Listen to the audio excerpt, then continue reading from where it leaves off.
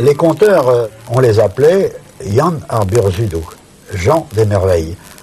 Mon grand-père, en particulier, du côté de la côte, à Plozévet, c'est le nom qu'on lui donnait. Enfin, autrement, on l'appelait le sabotier, etc.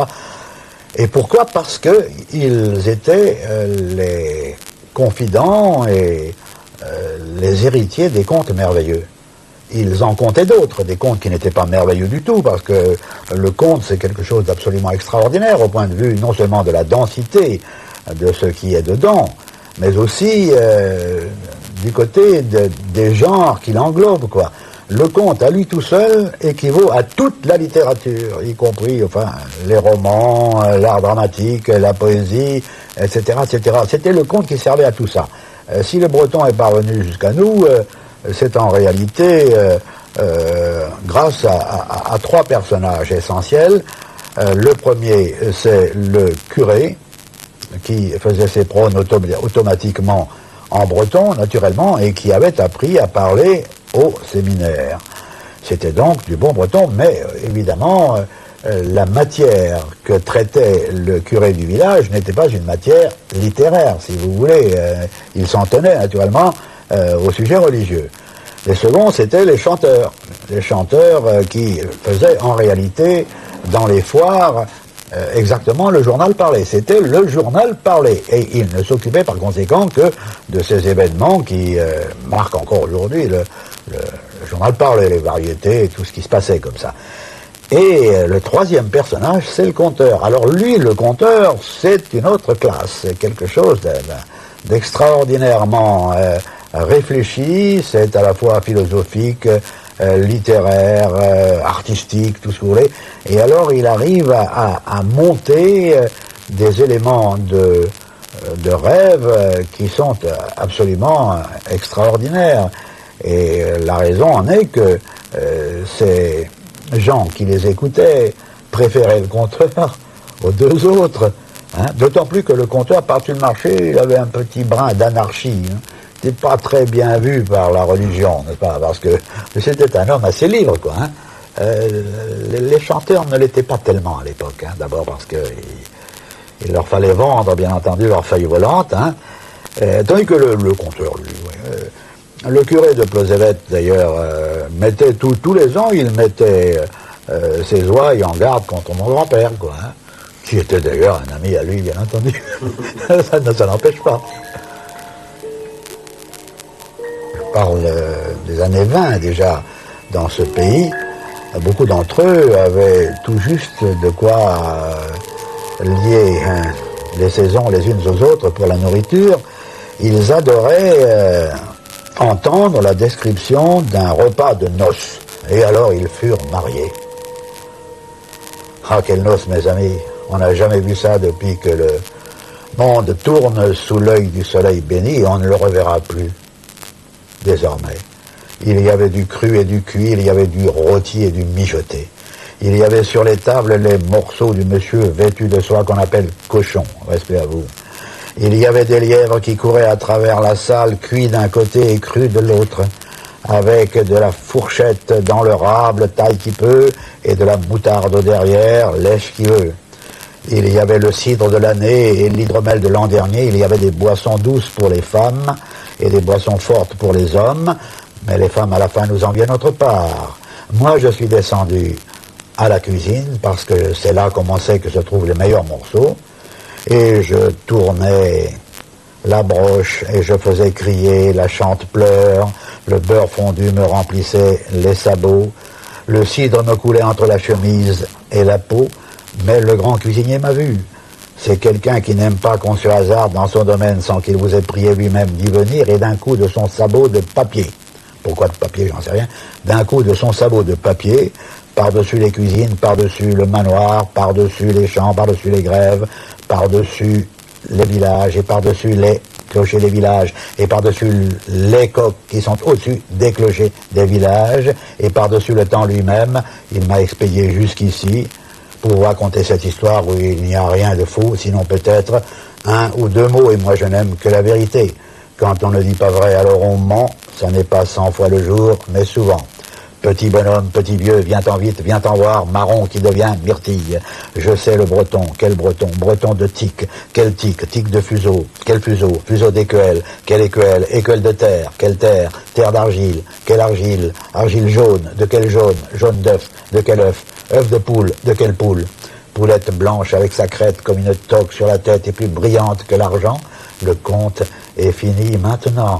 Urjarik ven gande lipen et gizendoken varefen ken lintruzaganaren et schuergonchen pendeben. Mais alors à la fin, lorsque le conteur terminait sa prestation, puisque c'est comme ça que ça s'appelle aujourd'hui, il y avait toute une série de comptines, de sagesse, encore une fois, de proverbes, pour ramener ces gens sur Terre.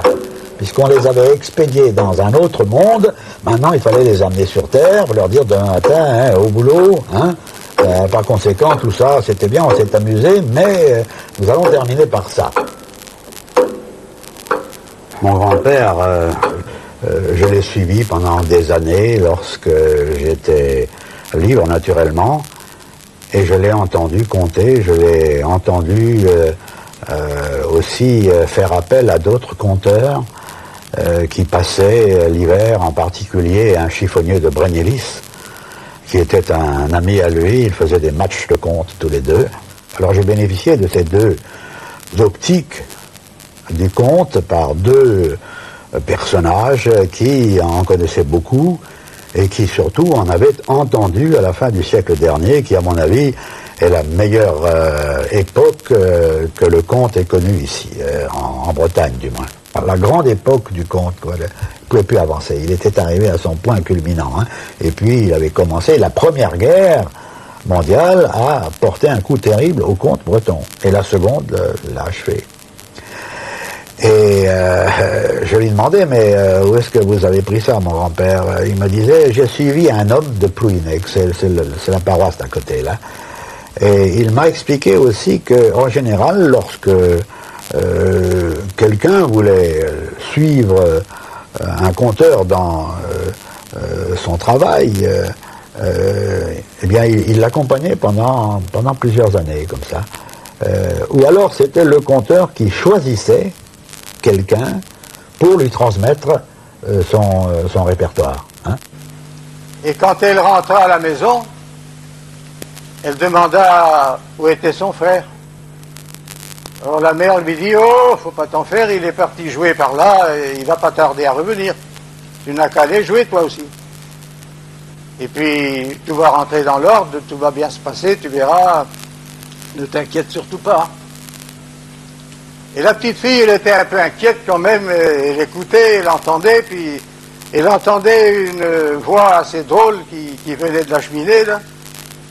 Elle entendait tire, feu, sœur, je brûle. Tire, feu, sœur, je brûle. Tire, feu, sœur, je brûle. Il pratiquait une sorte d'entraînement de la mémoire. Hein. D'abord, ceux qui ne savent ni lire ni écrire ont une mémoire beaucoup plus forte que la nôtre. Nous sommes des paresseux, des fainéants, des vauriens. Nous savons qu'il y a une bibliothèque derrière nous. Si on a oublié quelque chose, on va trouver même un dictionnaire et vous avez le renseignement que vous cherchez. Tandis qu'eux, ils n'avaient que ça. Ils n'avaient que ça. Ils n'avaient même pas les dates des années. Mon grand-père datait les années par la forme de récolte qui avait prévalu cette année-là, quoi. Il disait, oui, c'était l'année des grandes betteraves. On a vu des betteraves comme ça. Bon. Et bien entendu, il pratiquait un certain nombre de procédés pour conserver la mémoire. D'abord, comme je vous l'ai fait entendre tout à l'heure, une bonne partie de leurs indicatifs, et même à l'intérieur des contes, étaient rimés. Non seulement à la fin, mais intérieurement. Hein. Göshal, Göshal, Giriozo, Namzaral, Ananaveleke, Davezeddal, Arankawe, Semat, Pefal, Marfeledan, Nemziwal, Akiriohar, Veskimendal. C'est intraduisible en français d'ailleurs, sans quoi je vous l'aurais traduit volontiers. Mais vous avez vu la sonorité en A, presque sourd. Ça signifie qu'il va y avoir un conte grave. Et il y avait d'autres indicatifs alors qui étaient plutôt du genre joyeux, quoi, très très joli, avec des i ou des ais ouverts. Hein. Et il est évident que cela les aidait beaucoup. Hein. Cela les aidait beaucoup. Il est beaucoup plus facile d'apprendre par cœur des vers, par exemple, que de la prose. Hein. Parce qu'on a des repères, on a les rimes, on a des tas de choses. Et eux, ils faisaient exactement la même chose.